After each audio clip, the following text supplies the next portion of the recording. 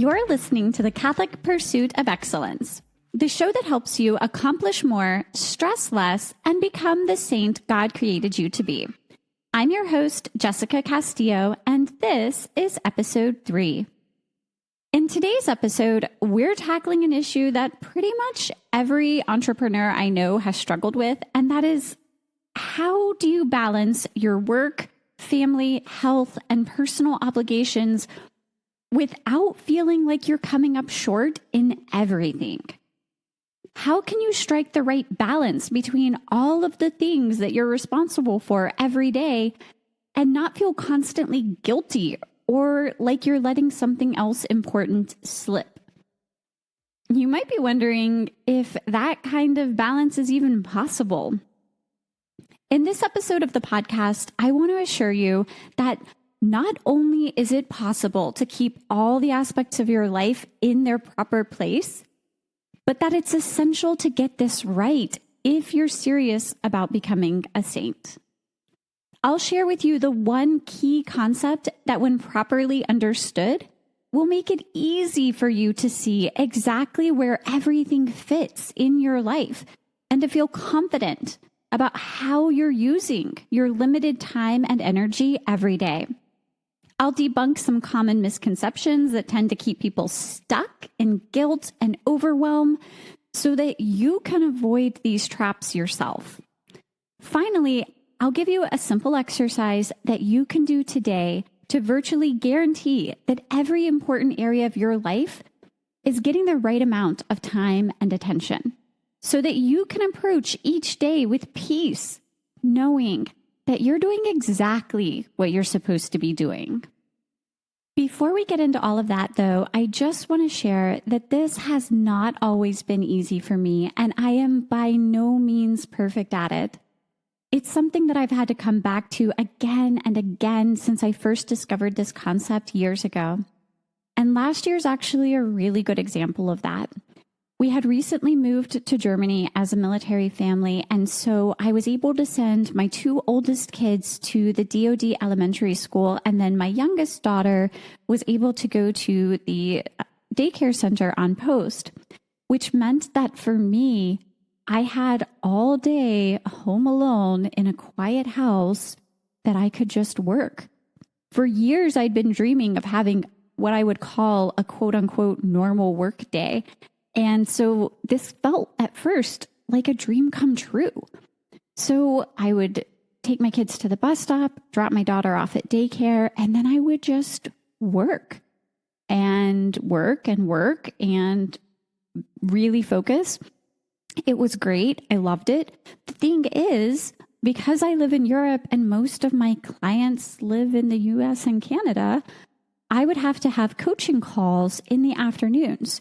So my kids would get off the bus, I would give them a kiss and a snack, and then I would go back into my office and I would keep working. And then I would eat dinner with my family and go back into my office and work some more. Because if I wanted to schedule a podcast interview or have a guest, that was the best time to do it that worked out with time zones. I was working all the time. And it wasn't just so much the time that I was committing to work, it was also where my heart and mind were. I was thinking about sales conversions when I was at Mass. I was planning emails in my head during my prayer time. I would wake up in the morning thinking about work, and I would go to sleep thinking about work. And the truth is, I got a lot done, but I was not at peace. My kids needed more from me. My husband needed more from me. And since we had moved here, I wasn't making friends or doing anything fun on this grand European adventure, this once-in-a-lifetime opportunity to be here. So because I was thinking about how I wasn't doing anything fun and I needed to get out and explore more, I let my husband convince me on a day that he had off to go on a day trip to an area of Germany called Rudesheim and Bingen, which is where St. Hildegard is from, if you're familiar with her. And this was on St. Catherine of Siena's feast day towards the end of last school year. So in the car on this drive it was about an hour-long drive, we were listening to an audio drama of the life of St. Catherine of Siena with the kids. And I've always been inspired by St. Catherine of Siena, but listening to this audio drama that day, I especially recognized that I was off my path. If I was going to become the saint that I was created to be, I really needed to make some changes in my life. And so during that day trip, as we were out exploring castles and enjoying the Rhine River and trying to spend some time together as a family, in my heart, I was thinking about what God was actually calling me to do, how he was leading me. And it was a scary thought because my first thought was, I need to homeschool my kids. At first, I really resisted because I did not want to give up my quiet house all day long. I have a work day. Why would I give this up? But I really kept feeling that pushing and that nudge from the Lord because my kids were not thriving in school and I was ignoring it. They were struggling. Every drop-off was hard. There were even some bullying issues, but I was just pushing my conscience down every day so that I could prioritize my work. I knew that they needed me more. I knew that I needed to bring more balance into my life and really to seek God first. And in order to do that, I had to find a way to keep work in its proper place. I'm going to get into a little bit some of the details about how that happened and what you can do too. But I just want to let you know that the result about, a little over a year later is that we've been able to build in this area our thriving community. We have strong friendships. My kids are happier. And this was surprising to me, but I'm sure it wasn't surprising to God. The time zone difference I have found actually works to my advantage. It allows me to devote my mornings to homeschooling my kids and my afternoons to working in my business. There's actually a place for everything. And it's been wildly successful. In fact, the kids are doing so much better and my business is doing better and has blossomed as a result. So like I said, I'm not perfect. I'm still tempted to live in my office. I still think about work more than I probably should. But when I start feeling myself getting off my own rhythms and routines, I feel that loss of peace. And it's kind of like the warning light on a car dashboard that reminds me that something is wrong. And now I know how to get back. So this is what I want to share with you today.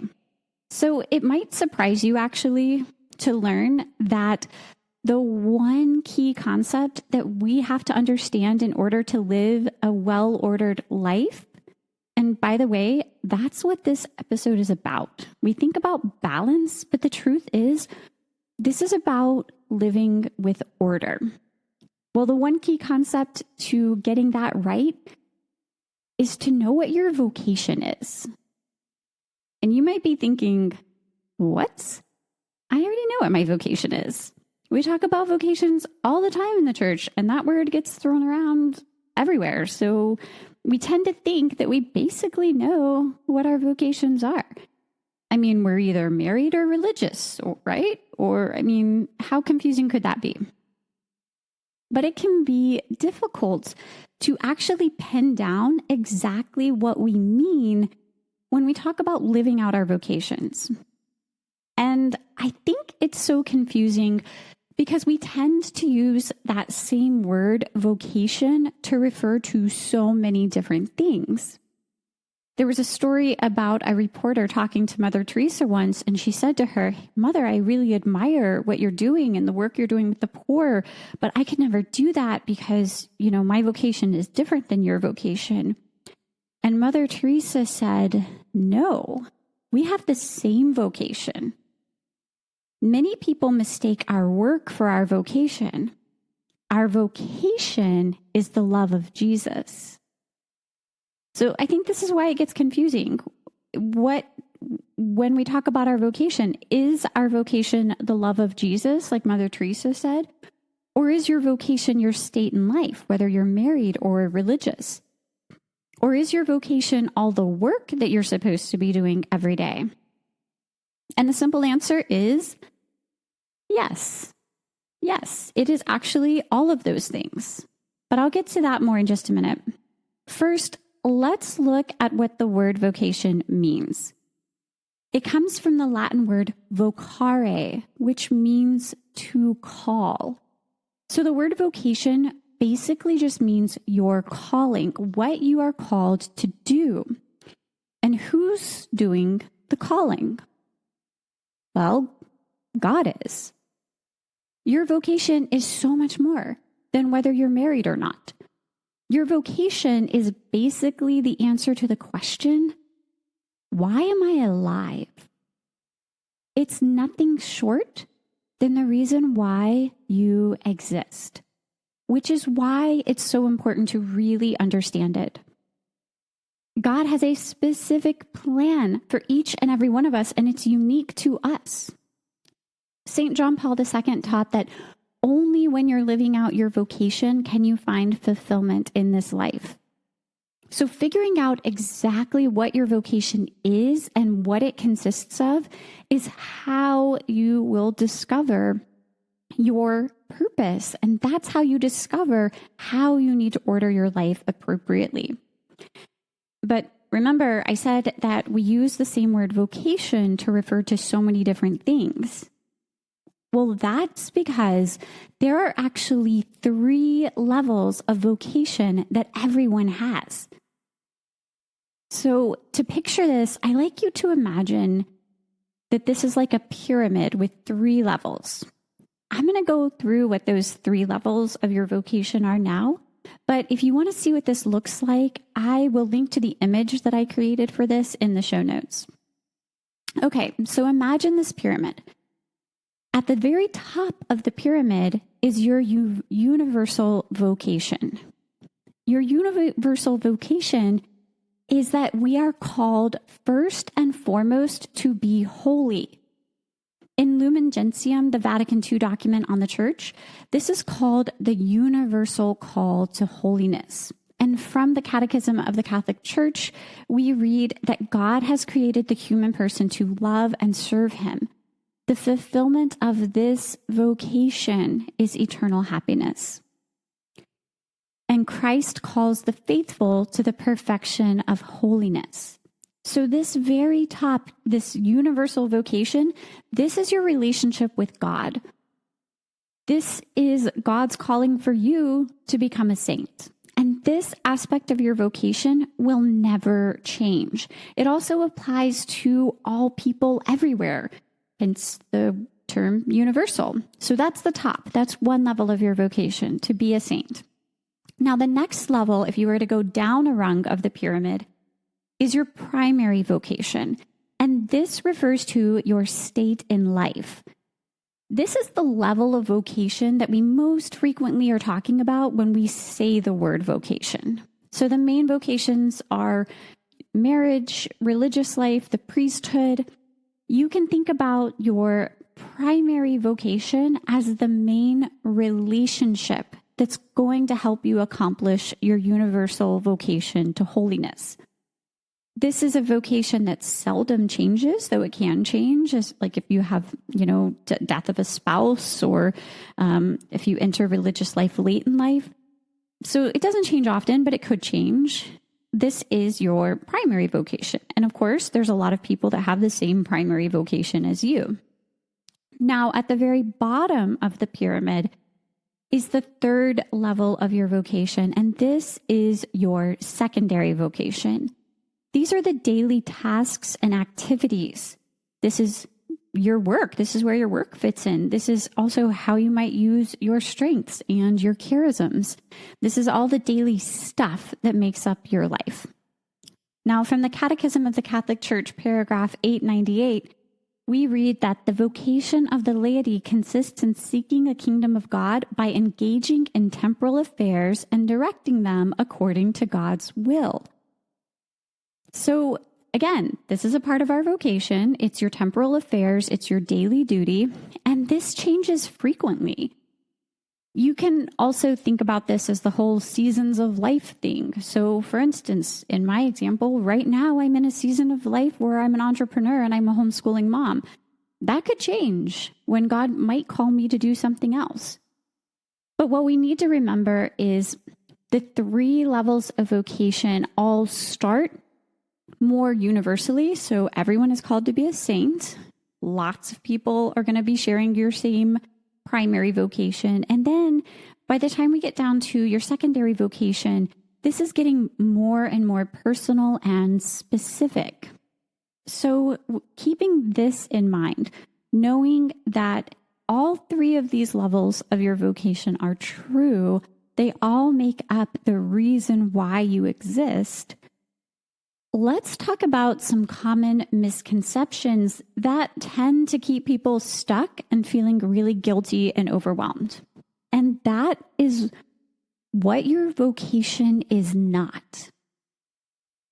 Your vocation is not to be an idolized 1950s version of a housewife.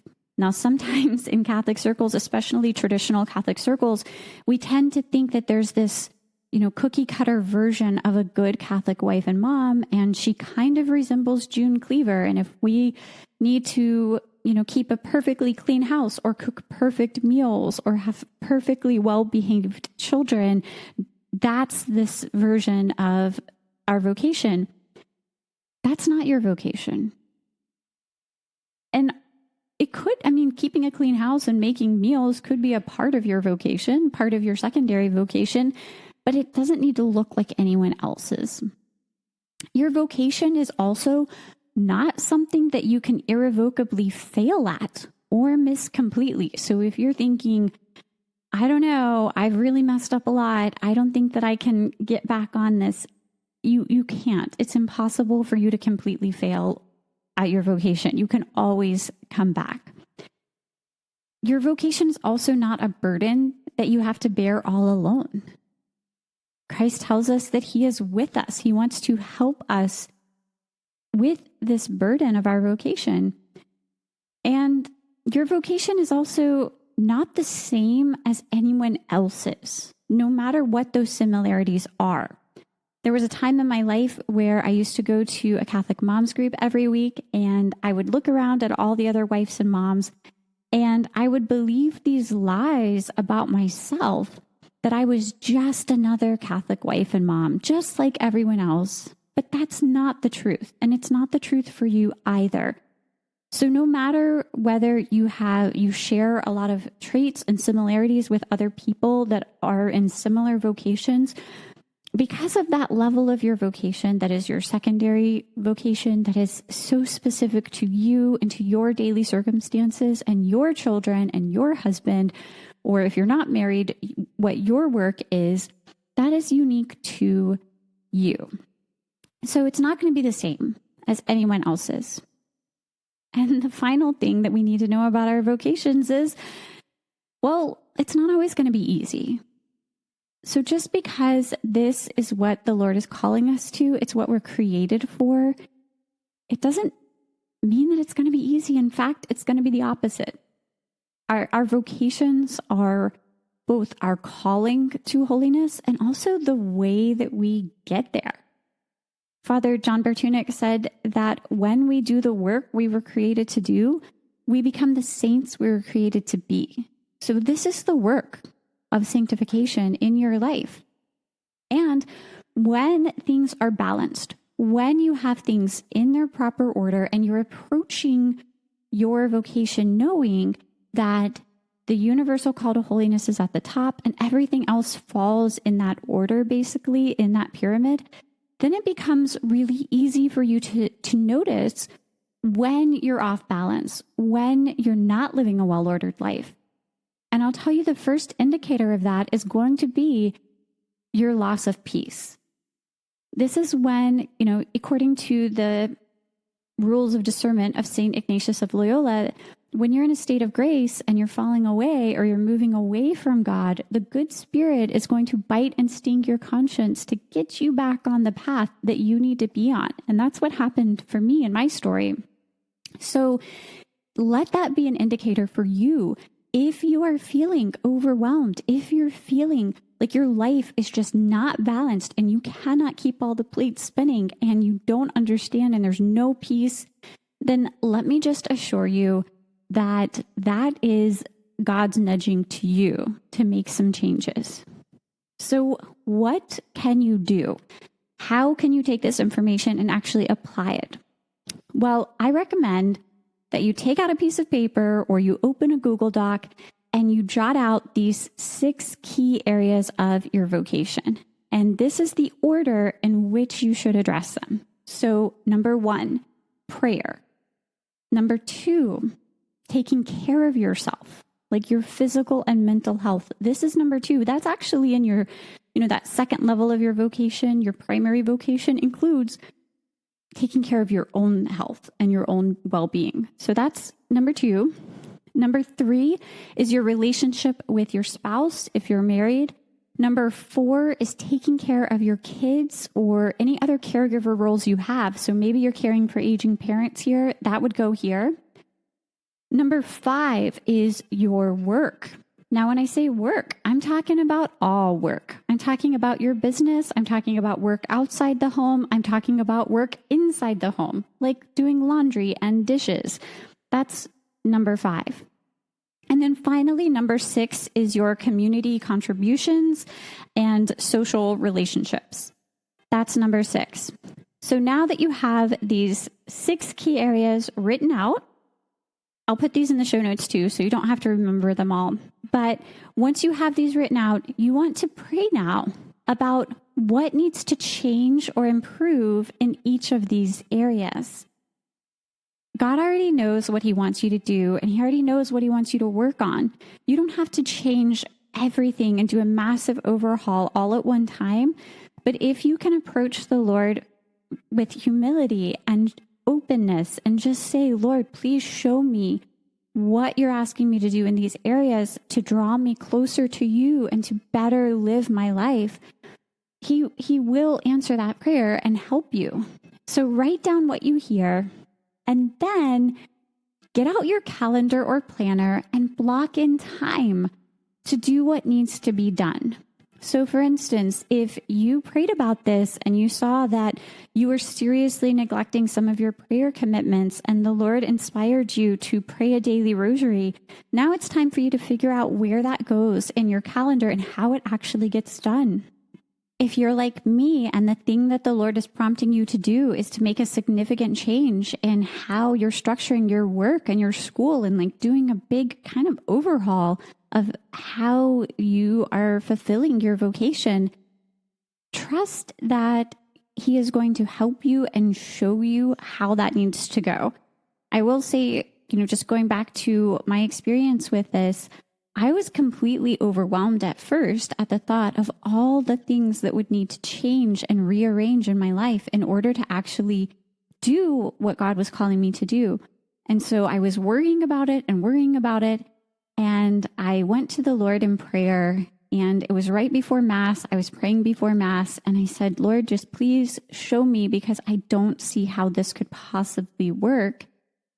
And in answer to my prayer, I really had this mental image flash into my mind of my ideal week and how there were blocks of time for each thing that really needed to be done.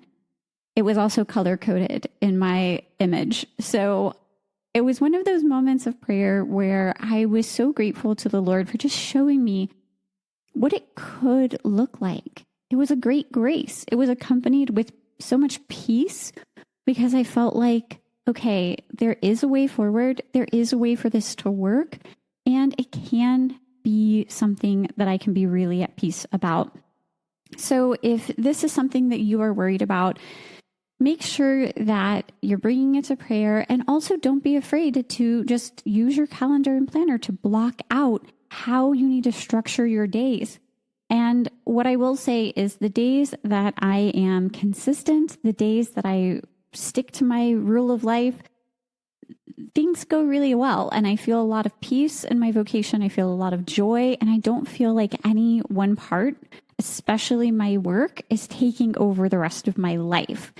So try this out. And I really do hope that it will help you. So here's a quick recap of everything we talked about. So first, understanding what your vocation is and the 3 levels of your vocation.